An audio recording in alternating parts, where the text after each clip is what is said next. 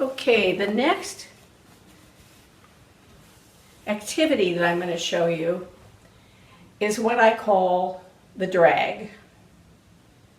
It came out of my watching a person who was learning to use these really want to use her hip flexor muscle to bring her leg forward. And I thought about it, and I thought, okay. And some people are actually calling this the Carla drag, which I think is amusing, but we're just going to call it the drag. And what you do is you take your stronger leg and put it back behind you so that here I am basically on my toes. And again, here's the reason you've been doing the hip rotations. You rotate your hip forward, you let your toe drag, and when you land on that foot, you'll land on your heel because your hip will have pulled your leg forward. Again, you're triggering somewhat of a neurological response in your leg by rotating the hip and then that drag and hit. This is not a way to walk. This is only an activity or an exercise. So don't mistake it for anything else. So the stronger leg is back.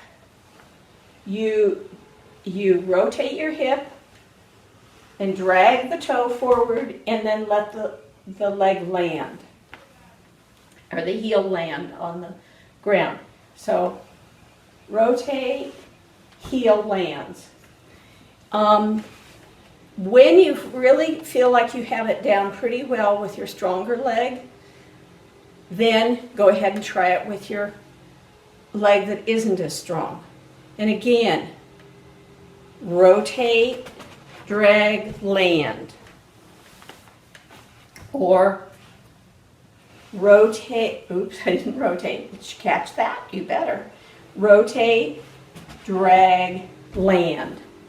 You're not taking steps. This is just to get you the feel of that heel strike and to get you to rotate your pelvis or hip forward to get your leg forward. This will prevent the hip flexors from becoming quite so fatigued over time, and then you will gradually integrate it into your walking pattern so that you're not dragging, but you're rotating your hip to get that leg forward.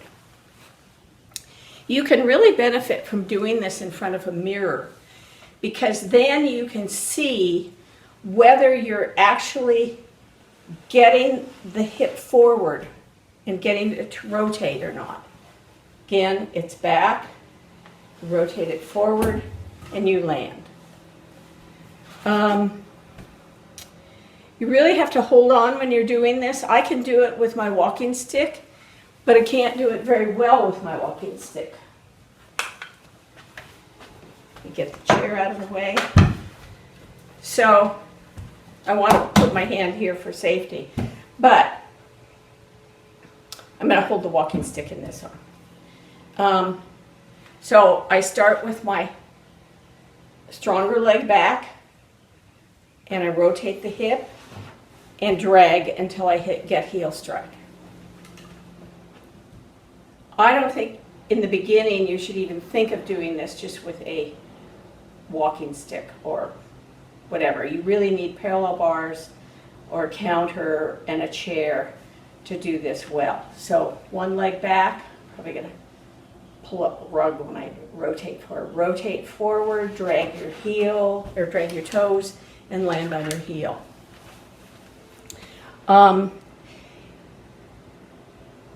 I want you to get used to the feel of what it's like to land on the heel. And if I were having you do this, like in your kitchen, I want to hear clunk, clunk. I really want to hear that leg or that foot land.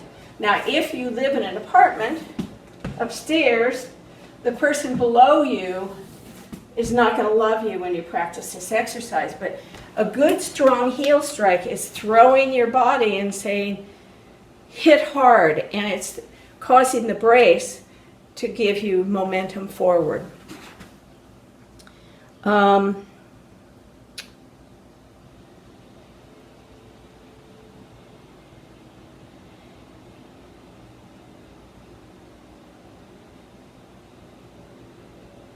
Again, if you have a knee flexion contracture, you're not going to be able to land on that heel. You'll be able to get the hip rotated and, you know, bring the leg through, but you're going to land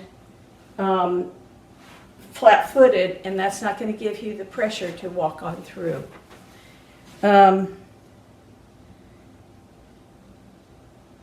Gradually, what I see this leading to is the diagonals that Marmaduke wants us to do when we're like this. And in other words, that leg's back, and you then rotate the hip forward. The other side. He doesn't emphasize the hip rotation as much as I do, but you know, that's okay. And land. I think that's all. Oh, if you're feeling pull in here or in your low back, then limit it severely how many you do, and keep things quiet. Don't get into pain, don't get into fatigue, ever.